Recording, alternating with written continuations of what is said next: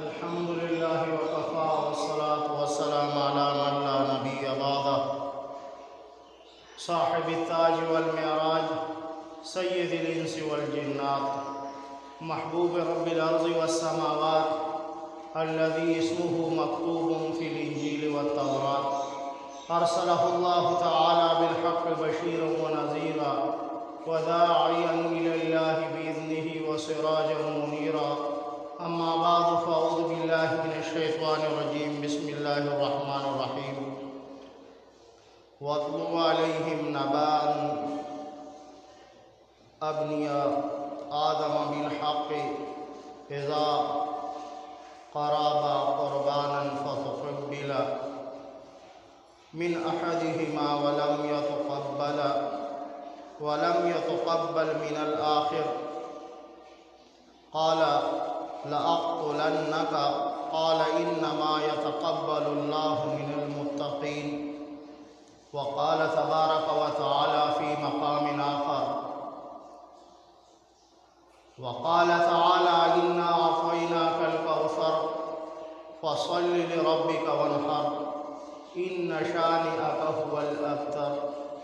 آمنت بالله صدق الله العظيم وصدق رسوله النبي الكريم ونحن على ذلك من الشاهدين والشاكرين والحمد لله رب العالمين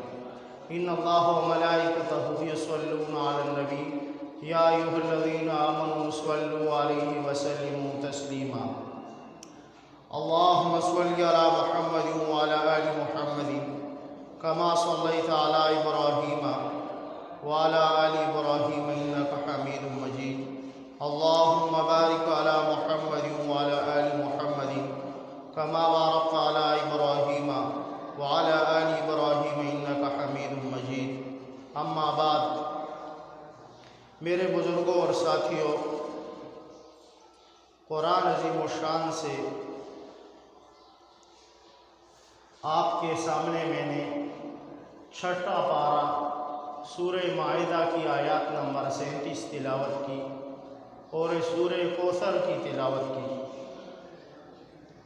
میرے دوستو، اللہ جل جلالہ نے قرآن عظیم الشان میں فرمایا وَاتْلُ عَلَيْهِمْ، اور سنا انہیں نباء خبر بنی آدم علیہ السلام کے دو بیٹوں کی، بالحق کے احوال حقیقی، اذا قرابا جب دونوں نے پیش کی قربانا کچھ نیاز قربانی، فتقبل تو قبول کر لی گئی، من احدہما ان دونوں میں سے ایک کی، ولم یتقبل اور قبول نہ کی گئی، من الآخر دوسرے کی۔ میرے دوستو، چونکہ یہ دنیا میں سب سے پہلی قربانی کے متعلق آیات کریمہ ہے، سورہ مائدہ کی آیات نمبر 37، اس وجہ سے یہ میں نے تلاوت فرمائی۔ میرے دوستو، پچھلے کئی جمعے ہم نے حج پہ بیان کیا، تو چونکہ قربانی کے دن قریب آ رہے ہیں اور لوگ جانور خریدنے کے لیے جاتے ہیں، تو اس وجہ سے یہ پہلے سے ہی ہم نے قربانی کے متعلق بیان شروع کیا تاکہ لوگ جانور خریدنے میں اور صاحب نصاب ہونے میں ان باتوں سے آگاہ ہو جائیں کہ ضروری باتیں کیا ہیں۔ میرے دوستو، یہ لفظ قربانی اصل میں اس کا اصلی مادہ ہے قاف را با، قرب، یعنی اللہ جل جلالہ کے قریب ہونا، اللہ جل جلالہ کا قرب حاصل کرنا۔ اصل میں اس کا معنی یہ ہے، اللہ پاک کہ قریب ہو جانا، اللہ پاک کا قرب حاصل کرنا۔ میرے دوستو، اور قربانی کے پیچھے بہت لمبی تاریخ بھی ہے، جس کے متعلق یہ آیات کریمہ دلیل ہے اور دلیل کے طور پر آپ کے سامنے تلاوت کی گئی۔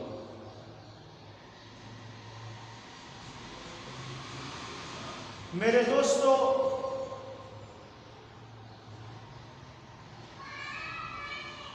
قربانی کے وجوب کے لیے چند شرائط ہیں جن کا جاننا بہت زیادہ ضروری ہے۔ نمبر 1 شرط یہ ہے کہ مسلمان ہونا، کافر پر قربانی فرض نہیں۔ دوسرا، صاحب نصاب ہونا، اور تیسرا عقل مند ہونا، مجنون پر قربانی فرض نہیں۔ اور چوتھا مقیم ہونا، مسافر پر قربانی فرض نہیں۔ اور پانچواں یہ کہ بالغ ہونا، نابالغ پر قربانی فرض نہیں۔ لیکن میرے دوستو، ایک تو ہوتا ہے زکوٰۃ کا نصاب، یہ علیحدہ ہے، اور قربانی کا نصاب یہ علیحدہ ہے۔ اس بات کو مد نظر رکھنا چاہیے اور غور و فکر کرنی چاہیے کہ زکوٰۃ میں تو آپ کے پاس 52.5 تولے چاندی یا 7.5 تولے سونا یا ایسا ہو کہ مکس ہو، یا ایسا ہو کہ اس کے برابر رقم یا مال ہو۔ لیکن اگر ان نصابات میں کامل مکمل نہیں تو زکوٰۃ اس پر فرض نہیں۔ لیکن قربانی میں چونکہ یہ باتیں زائد ہیں کہ 3 کپڑوں سے زیادہ ہونا، یہ بھی نصاب میں شمار کیا جائے گا، 3 جوڑوں سے زیادہ ہونا۔ اور دوسرا، غیر ضروری برتن اور غیر ضروری اشیاء، مثلا ٹی وی، VCR، ایسے ایئر کنڈیشن، جو ایکسٹرا چیزیں ہیں ضرورت سے علاوہ، جو وہ چیزیں ہیں جو انسان کی ضرورت سے زائد ہوں اور ضرورت میں نہ آئیں، جو صرف ڈیکوریشن اور اس کے بغیر زندگی گزر سکے، تو یہ چیزیں جو فالتو ہوں گی تو وہ بھی قربانی کے نصاب میں آئیں گی۔ لیکن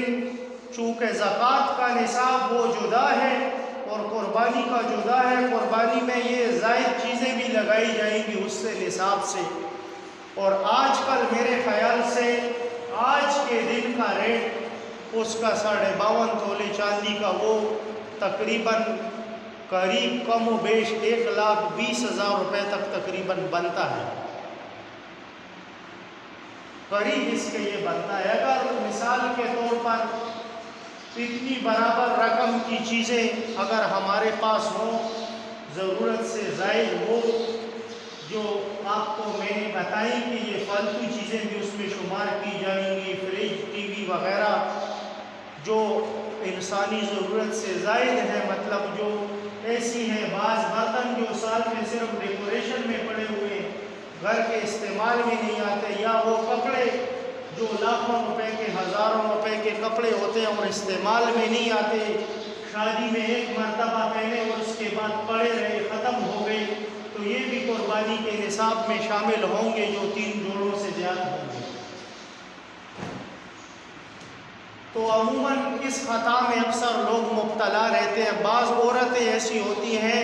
کہ جن کے پاس لاکھوں روپے کے زیورات ہیں لیکن وہ قربانی نہیں کرتی، اور بعض غلط فہمی یہ ہوتی ہے عورت کی کہ شوہر کیا بھی صاحب نصاب ہے اور اس کی بیوی بھی صاحب نصاب ہے، دونوں پر الگ الگ قربانی فرض ہے، لیکن عورت اس غلط فہمی میں مبتلا ہے کہ شوہر نے بس ایک قربانی کر دی اپنے حصے کی تو وہ سمجھتے ہیں کہ بیوی کی بھی ہو گئی، حالانکہ یہ غلط فہمی ہے۔ بعض لوگ اس غلط فہمی میں مبتلا ہے۔ یہ معاشرے کی غلط فہمیاں دور کرنے کے لیے آپ سے یہ ضروری باتیں تھی جو آج عرض کرنی تھی میں نے۔ بعض لوگ ایسے ہیں کہ ایک باپ کے پاس بیٹے شریک رہتے ہیں، گھر میں ایک دسترخوان ہے، مثلا ایک دسترخوان کے اوپر سب کھاتے پیتے اکٹھے رہتے ہیں، لیکن باپ الگ صاحب نصاب ہے، بیٹے الگ صاحب نصاب ہیں، بیٹیاں الگ صاحب نصاب ہیں، سب الگ الگ صاحب نصاب ہیں، نصاب کے مالک ہیں، سب کے پاس مال خوب پڑا ہوا ہے، لیکن اکثر غلط فہمی میں یہ ہوتے ہیں کہ بس باپ نے قربانی کر دی تو سب کی ہو گئی۔ نہیں بھائی، تم اگر صاحب نصاب ہو، تمہارے پاس مال ہے تو یہ قربانی اللہ کا قرب حاصل کرنا ہے۔ یہ اس میں حروف اصلی مادہ جو رکھا گیا ہے کاف را با، قرب، یہ قرب الہی حاصل کرنا ہے، اللہ کا قرب حاصل کرنا ہے۔ تم نے بھائی قربانی کرنی ہے، اس پر اتفاق مت کرو۔ ہاں، ایک بات تو یہ ہے کہ بیٹوں کے پاس کچھ بھی نہ ہو، سب کچھ باپ کے قبضے میں، بیٹوں کے ہاتھ میں کچھ بھی نہیں ہے، 1 روپیہ بھی نہیں ہے، بیٹے کو ملتا ہے تو اپنے نام کا خرچ ملتا ہے، بیٹے کے اختیار میں کچھ بھی نہیں۔ یا تو یہ ہے کہ بیٹے کے پاس اپنا بینک بیلنس الگ پڑا ہوا ہے، باپ کے پاس الگ ہے، یہ قربانی میں الگ الگ ہوں گے، یہ اپنا حصہ ڈالیں گے قربانی میں، یہ قربانی میں حصہ ڈالیں گے۔ تو یہ عموماً ایسا بھی ہوتا ہے، بعض معاشرے کے اندر غلط فہمی میں مبتلا ہماری بہنیں جن کی شادی ہو جاتی ہے، شادی شدہ ہو جاتی ہے اکثر، اور پھر وہ اس دماغ کو بنا کر بیٹھی ہوتی ہے کہ بہت خوشی سے اور فخر سے بھی کہتی ہے کہ میرا شوہر تو ہر سال قربانی کرتا ہے، تیرا شوہر تو ہر سال قربانی کرتا ہے، لیکن کبھی تم نے شوہر سے پوچھا کہ بھائی تم میرے حصے کی قربانی کرتے ہو یعنی صرف اپنا حصہ کرتے ہو؟ صرف تم اپنا حصہ کرتے ہو، اگر نہیں کرتا اور تم یاد رکھ لو قربانی تمہارے شوہر پر الگ اگر صاحب نصاب فرض ہے اور بیوی پر الگ ہے تو بیوی کو بھی چاہیے کہ اس قربانی کو کرے، ورنہ اپنے آپ کو گناہ کی طرف مت دھکیلے۔ یہ عموماً ایسی غلط فہمیاں پھیلی ہوئی ہیں۔ اور دوسرا یہ شریک ہونے والا مسئلہ، اس میں بھی بعض غلط فہمیاں پھیلی ہوئی ہیں، بیٹے الگ الگ کاروبار کر رہے ہیں، باپ الگ کر رہے ہیں مثلا، اور ایسا ہوتا ہے عموماً کہ وہ دسترخوان میں اکٹھے ہوتے ہیں، کھاتے پیتے اکٹھے ہیں، حالانکہ بیٹے کے پاس بھی مثلا کروڑوں روپے اور باپ کے پاس بھی کروڑوں روپے، تو وہ سمجھتے ہیں کہ میرے باپ نے قربانی کر دی تو میری بھی ہو گئی۔ نہیں بھائی، تم قربانی کرو گے، تم پر فرض ہے۔ عموماً لوگ ایسی اس غلط فہمی میں مبتلا ہو کر قربانی کو چھوڑ دیتے ہیں، اور یہ بہت بڑا فریضہ ان سے رہ جاتا ہے، یہ بہت بڑے فریضے سے وہ محروم ہو جاتے ہیں۔ دوسری یہ بات بھی ہے، جانور اکثر لوگ خریدنے کے لیے جاتے ہیں، تو ایک تو یہ ہے کہ یہ جو بڑے جانور ہوتے ہیں، گائیں، بھینس اور اونٹ کی عمر 5 سال ہونی چاہیے، 5 سال سے 1 دن بھی کم ہو تو اس پر قربانی نہیں ہوتی۔ گائے، بیل، بھینس، ان کی عمر کم سے کم برابر نصاب کے اوپر ہو، بالکل 1 دن بھی اس سے کم نہ ہو، 2 سال عمر اس کی، کتنی؟ 2 سال پوری۔ بکرے کی عمر 1 سال سے 1 دن بھی کم نہ ہو، اس پر قربانی نہیں ہوگی۔ اور دمبے میں یہ اختیار ہے کہ اس کی عمر اگر 6 ماہ ہو، دمبے کی عمر اگر 6 ماہ ہو اور وہ اتنا دبلا ہو کہ سال کے برابر نظر آئے، اتنا طاقتور ہو کہ وہ سال کے برابر نظر آئے، تو فقہا حضرات لکھتے ہیں کہ اس پر قربانی ہوتی ہے۔ اور اگر 6 ماہ سے 1 دن بھی کم ہوا تو اس پر قربانی نہیں ہوتی۔ یہ بھی اپنے دماغ میں اس بات کو بٹھانا چاہیے۔ یہ قربانی کی جو اہم اور ضروری باتیں ہیں۔ دوسری ایک بات یہ بھی ہے، یہ بھی یاد رکھنا چاہیے کہ قربانی کے بڑے جانور کے کتنے حصے ہیں؟ وہ 7 حصے ہیں۔ کتنے ہیں؟ 7 حصے۔ اب یہ بھی ہوتا ہے 2 بندے بھی جانور میں شریک ہو سکتے ہیں، 3 بھی ہو سکتے ہیں، 4 بھی ہو سکتے ہیں، لیکن برابر ہوں، حصے اپنے برابر رکھیں۔ ایسا نہیں ہو کہ مطلب ایک نے آدھے حصے کے پیسے دیے ہوئے تو پھر اس کی قربانی نہیں ہوگی۔ بالکل، اگر ایک حصے سے پیسے کم ہو گئے ایک شخص کے، مثلا میں اور یہ قربانی کر رہے ہیں، اس نے 6.5 حصے ڈالے اور میں نے آدھا حصہ ڈالا، تو قربانی نہیں ہوئی، بلکہ میرا ایک حصہ تو پورا ہونا چاہیے تھا، ایک حصے سے کم نہ ہو۔ اگر حصے سے کم ہو گیا تو وہ نصاب سے خارج ہو گیا، بالکل، اور وہ نصاب کے برابر بھی ہونا چاہیے، ایسا نہ ہو کہ نصاب سے۔ ایک دوسری بات یہ ہے کہ جانور خریدتے وقت احتیاط کرنی چاہیے کہ جانور کسی مرض میں مبتلا نہ ہو۔ بعض جیسے پچھلے سال گائے میں بیماری نکلی ہوئی تھی، آپ لوگوں نے دیکھا، اس وجہ سے گائے کے ریٹ بھی کم تھے عموماً۔ اگر ایسا جانور جس کے اوپر خارش ہو، خارشی جانور، اس کی بیماری اگر گوشت میں نہ اتری ہو اور گوشت پر اس کا اثر نہ ہوا ہو، تب تو اس کی قربانی جائز ہے۔ اگر گوشت کے اوپر اس کا اثر آ گیا تو پھر اس کی قربانی درست نہیں۔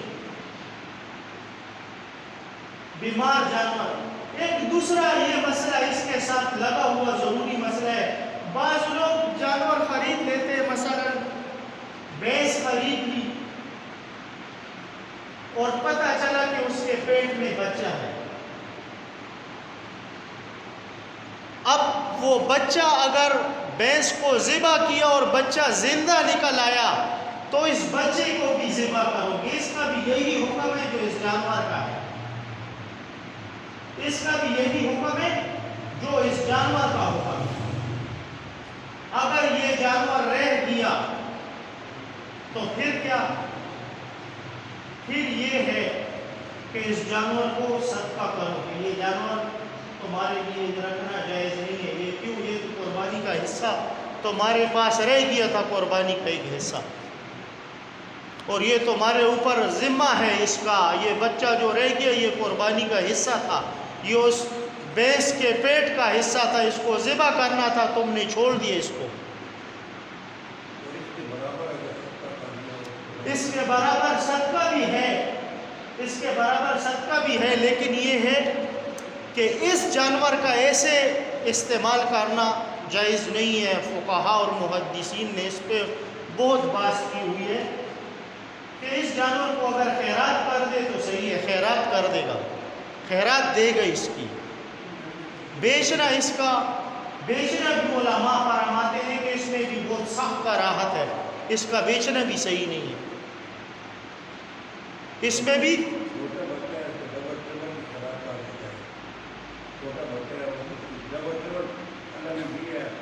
بس جس کے اندر کراہت آ جائے اس میں احتیاط کرنی چاہیے سب کو۔ کراہت سے مراد ایک چیز ہے کہ اس سے بچو، تو اس سے بچنے کا حکم مل گیا تو اس طرف انسان کو جانا ہی نہیں چاہیے۔ جہاں ریڈ لائٹ لگی ہوئی ہے اور وہاں جان بوجھ کر انسان جائے تو پرچہ تو ملے گا اس کو۔ کوشش کرنی چاہیے کہ اس طرف نہیں جانا چاہیے۔ جب ایک دوسری حاجی جو جاتے ہیں، جی حاجی وہ یہ ہے حجاج کے لیے بھی قربانی یہاں سے بھی اپنا وکیل بھی بنا سکتا ہے قربانی کے لیے۔ حجاج کرام اپنا وکیل بھی یہاں بنا سکتا ہے، اور اگر نہیں ہے تو وہاں پر ذبح کرنا اس کے لیے افضل ہے۔ اور اگر ایک شخص ہے کہ بالکل مسافر ہے، آخری ایام میں مسافر، تو مسافر کا حکم یہ ہے کہ مسافر کے اوپر قربانی وہاں پر نہیں ہے، لیکن اگر کر لی قربانی تو اس نے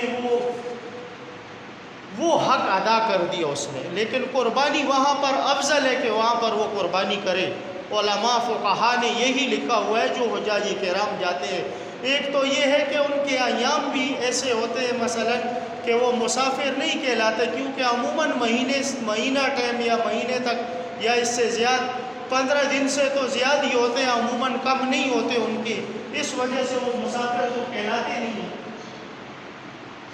مسافر تو وہ کہلاتے نہیں ہیں۔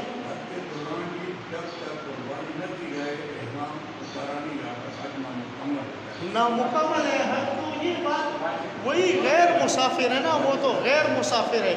یہ مسافروں کا جو حکم ہے وہ مسافر کی بات تھی اور غیر مسافر کی بات، لیکن حجاج کرام تو وہاں مسافر نہیں ہوتے، وہاں تو وہ اپنے حج کے ارکان ادا کرتے ہیں پورے اور اتنے ایام بھی گزارتے ہیں اپنے، تو اس وجہ سے جو ہے ان کے لیے قربانی جو ہے وہاں پر کرنا تو اس کا وہ اپنا حق ادا کرنا ہے قربانی کا۔ اور دوسری یہ ہے کہ حج تمتع، اور دوسرا یہ ہے کہ حج قران، ان والوں کے لیے بھی ضروری ہے کہ وہ وہاں پر ہو۔ اور حج افراد والے وہ ہوتے ہیں، افراد مانی یعنی منفرد ہوتا ہے، عمرہ علیحدہ اور حج بالکل علیحدہ، یعنی پہلے عمرہ کیا اور بعد میں حج کے ایام آئے تو پھر جو ہے اس نے حج ادا کیا، مثلا پہلے سے ہی وہاں مقیم تھا تو پہلے سے بہت ایام سے وہاں مقیم ہے، اس کے لیے تو واجب ہے کہ وہ قربانی وہی کرے، اس کے لیے تو واجب ہے کہ وہ قربانی وہی کرے، اگر نہیں کرے گا تو گناہگار ہوگا، قربانی نہیں کرے گا تو اس نے اپنے آپ کو گناہگار کر دیا، ثواب کی بجائے گناہ کی طرف چلا گیا۔ بارکیف جو میں نے ضروری بات عرض کرنی تھی میرے بزرگوں، وہ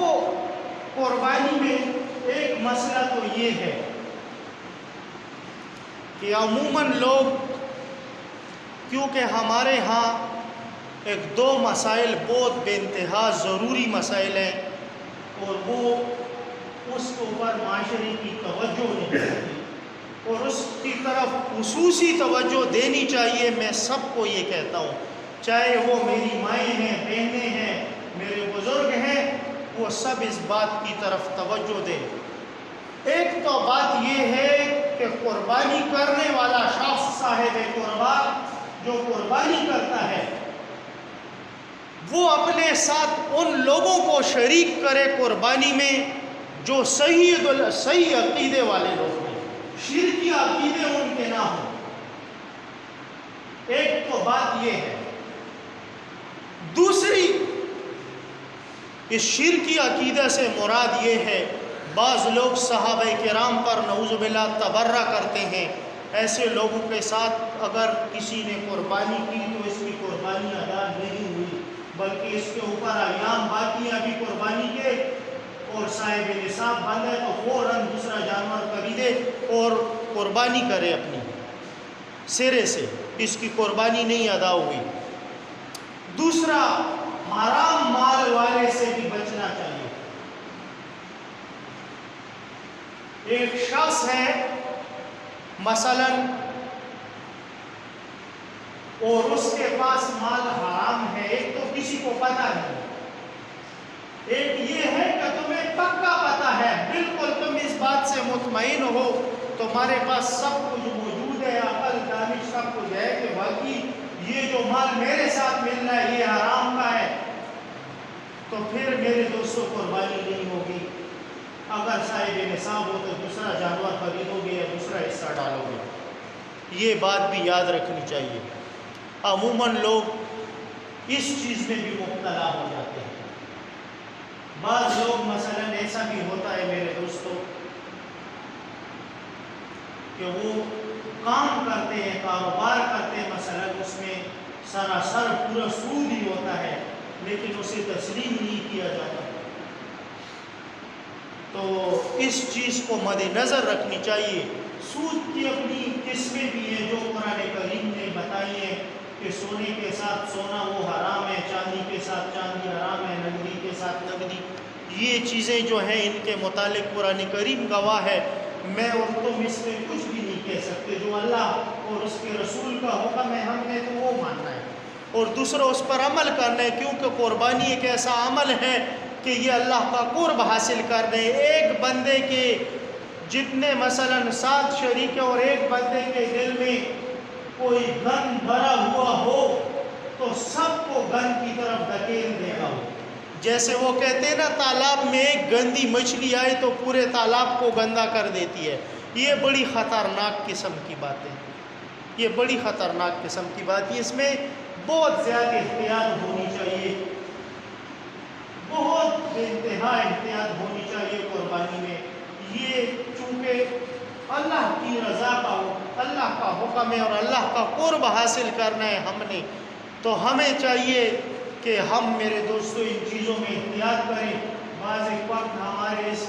گاؤں میں ایسا بھی ہوتا ہے کہ ایک بندے کے متعلق پتہ ہوتا ہے کہ یہ خبیث رافضی ہے، یہ بالکل صحابہ کرام کا منکر ہے، یہ صحابہ کرام کو نعوذ باللہ گالیاں دینے والا اور تبرہ کرنے والا ہے۔ جیسے پچھلے دنوں ایک بندے نے ایک موبائل میں میرے پاس بھیجا، کہنے لگا ہم تو علی والے ہیں۔ تو میں نے کہا غصہ تو مجھے بہت آیا لیکن بس صبر کیا، لیکن میں نے کہا علی والے تم لوگ نہیں ہو، علی والے تو ہم لوگ ہیں جو اس کے طریقوں پر چلتے ہیں۔ تم لوگ علی والے ہوتے تو تم علی کے خاندان کو گالیاں نہ دیتے، تم علی کے ساتھ دھوکہ نہ کرتے، تم تو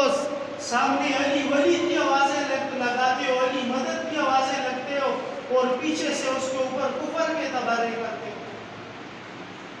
علی والے تو ہم لوگ ہیں جو ہم صاحب قرآن ہیں، الحمدللہ ہر وقت قرآن پڑھنے والے ہوں، حدیث والے ہیں، ہمارے سروں کے اوپر علی والی کالی پگڑی اور ہمارے چہروں پر داڑھی اور ہمارے سر گنجے اور مونچھیں منڈوائے ہوئے ہم علی والے ہیں۔ تمہیں علی کے چہرے کا پتہ تھا کہ علی کا چہرہ کیسا تھا؟ تم نے کبھی ترمذی کے شمائل پڑھے ہوں تو تمہیں پتہ چلے کہ علی کے چہرے کیسی تھی، علی کے چہرے کی بناوٹ کیسی تھی، اس کا لباس کیسا تھا، اس کا گھر میں معاملہ کیسا تھا، تمہیں پتہ ہونا چاہیے علی کون تھا۔ تم تو صرف اللہ کے ساتھ اس کو شریک بنا بنا کر کفر کی حالت میں مرو گے، علی سے ہی مدد مدد مدد مدد، آخر ایک دن کفر کی حالت میں چلے جاؤ گے۔ ہم تو اللہ سے مدد مانگنے والے ہیں، ہم تو علی کو مولا سمجھتے ہیں، اولیاء اللہ سمجھتے ہیں کہ اللہ کا ولی ہے، اللہ کا دوست ہے اور جناب محمد رسول اللہ صلی اللہ علیہ وآلہ وسلم کا لاڈلا ہے، کہ اس کی حضور نبی کریم صلی اللہ علیہ وآلہ وسلم نے پرورش کی ہے۔ حضور نبی کریم صلی اللہ علیہ وآلہ وسلم اس سے محبت کرتے تھے، ہم بھی علی سے محبت کرنے والے ہیں۔ ہم علی کو خدا بنانے والے نہیں ہیں، بلکہ خدا کا شعر اسے کہنے والے ہیں کہ خدا کا شعر ہے، حیدر قرار ہے، ہم اسے شعر خدا ماننے والے ہیں، حیدر قرار اسے ماننے والے ہیں، اسد اللہ الغالب ہم اسے ماننے والے ہیں، ابو تراب ہم اسے ماننے والے ہیں۔ جو حضور نے اسے کہا ہے ویسی محبت ہم بھی دل و جان سے کرنے والے ہیں اس سے، لیکن میرے دوستو خدا بنانے والے اسے نہیں ہیں، کیونکہ خدا اور ہے اور علی اور ہے۔ علی خدا کا بندہ ہے، خدا نہیں ہے، علی خدا کا بندہ ہے، خدا نہیں ہے۔ جو یہ عقیدہ رکھے کہ علی خدا ہے تو وہ کافر ہے، اس کے کفر میں کوئی شک و شبہ نہیں۔ لیکن یہ بات ہے کہ میرے دوستو ہمارا تن من دن آل رسول پر قربان، ہمارا تن من دن اہل بیت پر قربان، حضور کے خاندان پر ہمارا تن من دن قربان۔ ہمیں اللہ نے انسانوں کا چہرہ دیا تو حضور نبی کریم صلی اللہ علیہ وآلہ وسلم کے تو فعل دیا۔ ہم اگر آج یہاں بیٹھے ہوئے ہیں اور کافروں سے آزاد ہیں اور ہنسی خوشی الحمدللہ آزاد ہو کر بیٹھے ہوئے تو جناب محمد رسول اللہ صلی اللہ علیہ وآلہ وسلم کے تو فعل اور اس کے اہل بیت کی قربانیوں کو تو فعل ہم یہاں مسجد میں بیٹھے ہوئے، ان کی قربانیوں کے تو فعل اللہ نے ہمیں سنبھالا ہے اور ہماری حفاظت فرمائی۔ تو عرض میری یہ تھی میرے دوستوں کہ ایسے لوگوں کے ساتھ قربانی جائز نہیں ہے۔ کھلی کتاب اور کھلی بات، اس کے اندر دو ٹوک بات ہے، اور یہ بات اپنی مد نظر رکھنی چاہیے میرے دوستوں کہ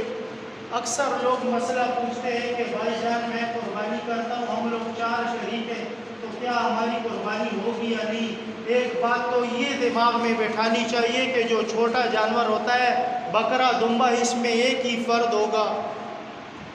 بھینس گائے وغیرہ ان میں جو ہے ان میں شریک ہوں گے، 7 شریک ہو سکتے ہیں۔ جو بڑے جانور جانور ان میں 7 شریک ہو سکتے ہیں، 7 حصے، 4 بھی شریک ہو سکتے ہیں۔ حصوں کا خیال رکھنا چاہیے اور ترتیب سے چلنا چاہیے، ترتیب کا خیال ہو میرے دوستو۔ اور دوسرا یہ بات بھی مد نظر رکھنی چاہیے، مثلا زید نے ایک بھینس خریدی اور پتہ چلا کہ قربانی کے دن سے پہلے ہی زید مر گیا مثلا، تو اب اس جانور کا کیا حکم ہے کہ اسے ذبح کیا جائے گا یا نہیں کیا جائے گا؟ مثلا میں نے جانور خریدا اور میں صاحب نصاب ہوں، لیکن میں قربانی سے پہلے ہی فوت ہو گیا، تو اب اس جانور کا کیا حکم ہے؟ اب اس جانور کا یہ حکم ہے کہ اگر اس میت کے وارث ہیں، بیٹے ہیں، تو یہ ان کی میراث ہے، یہ ورثاؤں کا مال ہو گیا، اب میراث ہے ان کی، اور ان کی مرضی سے یہ قربان ہوگی۔ اگر مثلا بچے نہ چاہیں تو قربانی اس کی جائز نہیں ہے، یہ ورثاؤں کا مال ہے۔ میراث کا مسئلے کی طرف یہ چلا جاتا ہے، یہ مال جب ایک شخص فوت ہو گیا، اس نے مثلا اونٹ خریدا، بیل خریدا، اور پتہ چلا قربانی کے دن سے پہلے ہی وہ اس دنیا سے چلا گیا وہ شخص، تو یہ مال رہ گیا، یہ ورثاؤں کا مال ہے۔ ورثا چاہے تو قربانی کر سکتے ہیں، اگر قربانی نہ کی تو اگر وہ خود صاحب نصاب ہے، ان پر قربانی واجب ہے، تو پھر تو وہ قربانی کریں گے، اگر نہ کرے تو گناہگار ہیں۔ اور اگر صاحب نصاب نہیں ہے مثلا، اور یہ گائے ان کے پاس آ گئی یا اونٹ یا بیل آ گیا، تو ان کو اختیار ہے، اگر قربان کیا نہ کیا تو گناہگار نہیں ہوگی۔ ایک شخص جانور خرید لیتا ہے اور پتہ چلا کہ وہ جانور اس کا گم ہو گیا، وہ جانور اس کا گم ہو گیا وہ جانور، تو یہ بات بھی مد نظر رکھنی چاہیے کہ ایک شخص صاحب نصاب ہے اور نصاب کا مالک ہے، تب وہ قربانی کر رہا تھا، اور قربانی کا دن آنے سے پہلے ہی اس کا جانور گم ہو گیا۔ بھینس خریدی اور پتہ چلا کہ وہ بھاگ گئی اور ملی ہی نہیں، اب یہ شخص کیا کرے گا؟ تو یہ شخص دوسرا جانور خریدے گا، صاحب نصاب ہے تو، اور جانور خریدے گا، اور اب پتہ چلا کہ ایک جانور خرید لیا اور پرانے والا بھی پیدا ہو گیا، تو اب حکم یہ ہے کہ ایک جانور کو